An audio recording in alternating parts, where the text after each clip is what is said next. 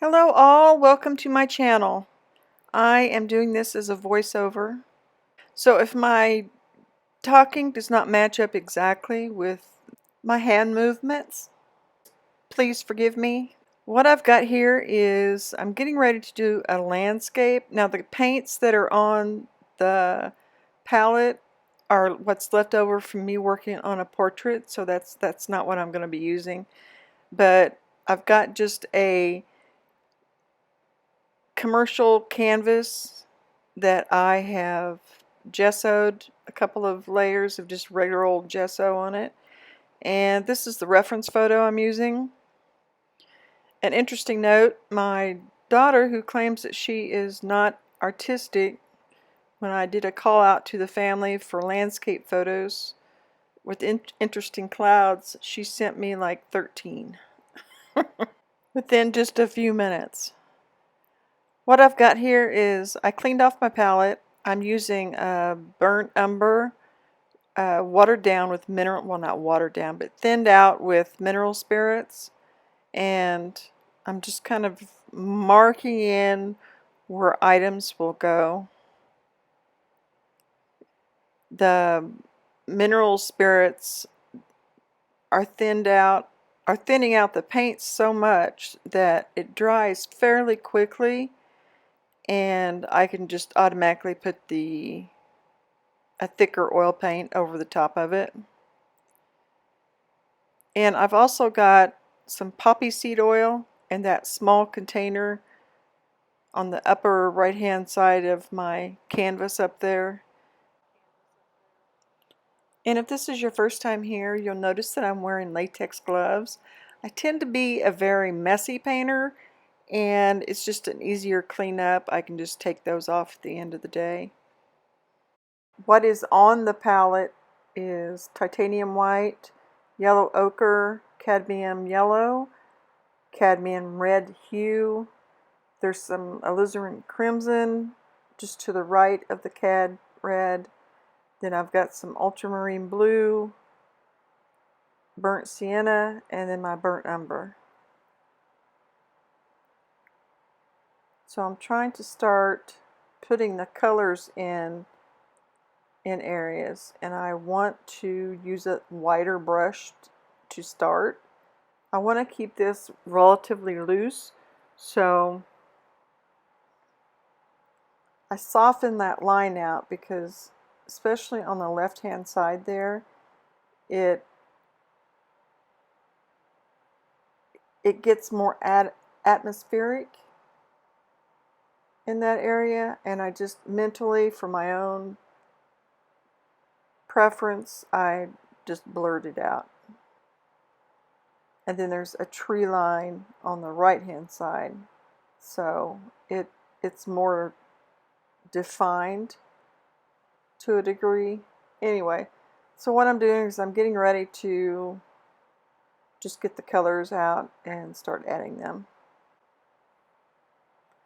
You'll notice as I'm mixing the colors, I very rarely will use a color straight from the tube.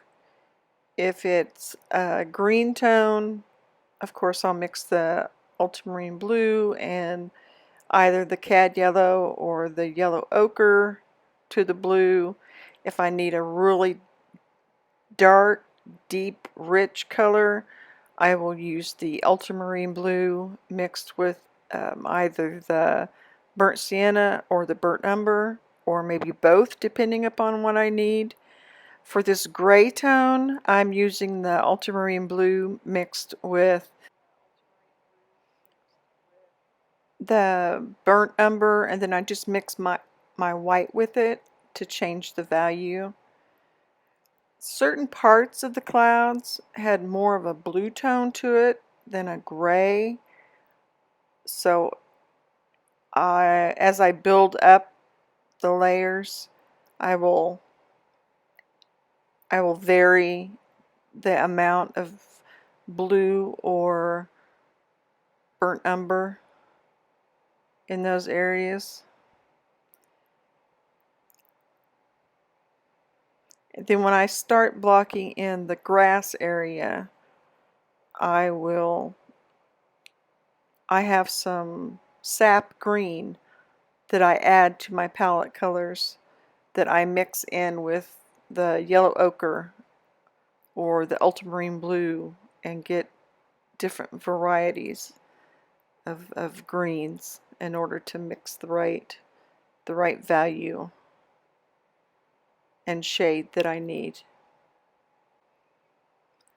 I'm looking at the reference photo on my iPad, which is just to the upper, or it's just above the canvas there on the video screen. And I'm trying to look at the reference photo more than I am my canvas, but it is just a reference photo. I'm not trying to copy it exactly. I'm just looking at how the shapes relate to each other,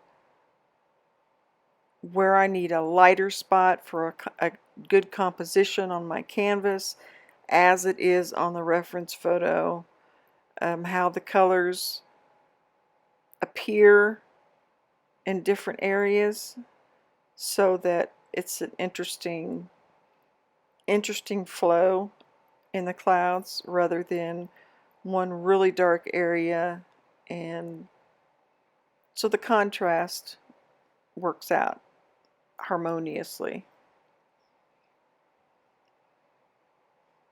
And at this point, I'm going to go ahead and start fast forwarding through the video, and you can see me just adding my colors in for the clouds, laying them out a little bit more with just a little bit more detail, just getting that first layer down, defining what is where beyond the lines that I did with the burnt umber.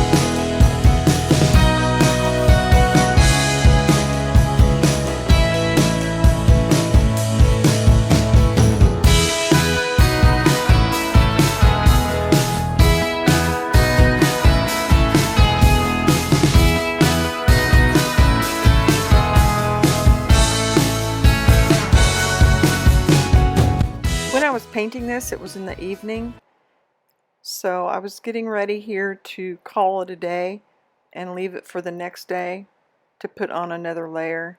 It's primarily just the strong values, and then tomorrow I can go in and start defining things a little bit better. Even though here you see me using a smaller brush than I probably should be using at this point, the next day I wind up going back over them anyway. So I should have walked away at this point and just held off. This is the next morning when I come in and I start defining things a little more. Make the grays grayer, get the contrast a little bit stronger, and just start building things up so they're a little richer.